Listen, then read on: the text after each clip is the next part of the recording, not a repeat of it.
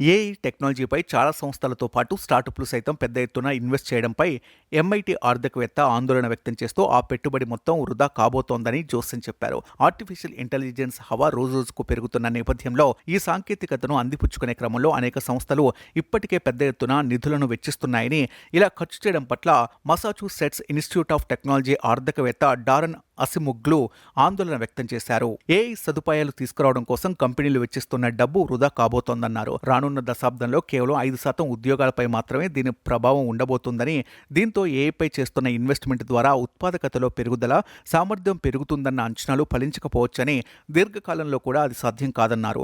కేవలం 5% మార్పుతో అద్భుతాలు జరగవని తన అభిప్రాయం తెలిపారు. మైక్రోసాఫ్ట్, అమెజాన్, మెటా వంటి పెద్ద పెద్ద కంపెనీలు చేస్తున్న పెట్టుబడులు, ఎన్విడియా వంటి చిప్ కంపెనీల్లో భారీ ఎత్తున పెడుతున్న పెట్టుబడులకు ఆశించిన స్థాయిలో రాబడులు వచ్చే అవకాశం లేదని, ఇది ఆందోళన కలిగిస్తుందని అసిముగ్లు పేర్కొన్నారు. ఇప్పటికే చాట్ జీపీటీ లాంటి సాంకేతికతలు తనను ఆకట్టుకున్నప్పటికీ పూర్తి స్థాయి విశ్వాసం ఉండని కారణంగా మనుషుల స్థానాన్ని ఇవి భర్తీ చేయలేవన్నారు. కార్మికులు చేస్తున్న పనులను ఏఐకి అప్పజెప్పాలంటే ఆ సాంకేతికతకు అంతటి విశ్వసనీయత ఉండాలని, కోడింగ్ లాంటి పనులు మినహా అన్ని చోట్ల అది సాధ్యం కాదని అభిప్రాయపడ్డాడు. ప్రస్తుతం కొనసాగుతున్న ఏఐ హైప్ బహుశా 2025 వరకు కొనసాగుతుందని, చివరకు .com బబుల్ తరహాలో టెక్నాలజీ స్టాక్స్ పతనానికి దారితీస్తుందని హెచ్చరించారు. దీంతో పెట్టుబడిదారులు, టెక్ ఎగ్జిక్యూటివ్ల్లో ఏఐ పట్ల విసుగు మొదలవుతుందన్నారు. చివరికి ఏ సాంకేతిక వినియోగం కోసం ఉద్యోగులను తొలగించామో అవే కంపెనీలు తమ తప్పు తెలుసుకుని మళ్లీ నియామకాలు చేపడతాయని డారన్ అంచనా వేశారు. ప్రస్తుతం పరిస్థితులకు ఆయన చెప్పే అభిప్రాయం భిన్నంగా ఉన్నప్పటికీ మరికొద్ది రోజుల్లోనే ఈ విషయాలపై మరింత స్పష్టత రానుంది.